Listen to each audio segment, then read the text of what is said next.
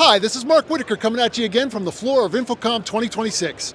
Today we're going to talk about the ThinkSmart Core Gen 2 and the Huddly integration. So with our nifty Core Gen 2 featuring the IP controller and the BYO capabilities, we also have a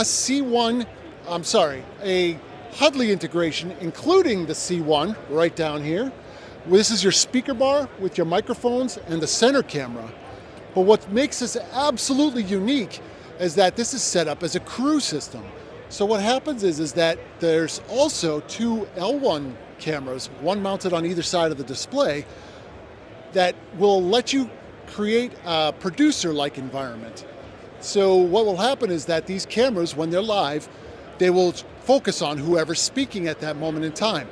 Now this can actually expand out to 5 cameras, maybe even more at some point in time, but for right now it's 5 cameras, and that'll give you a wraparound camera view, so whoever's speaking, regardless of where they are in the room, can be seen almost head on all the time. Once again, I want to thank you for joining me here at Lenovo. If you need more information about our Huddly integration and partnership, please feel free to check out lenovo.com or smartcollab.us.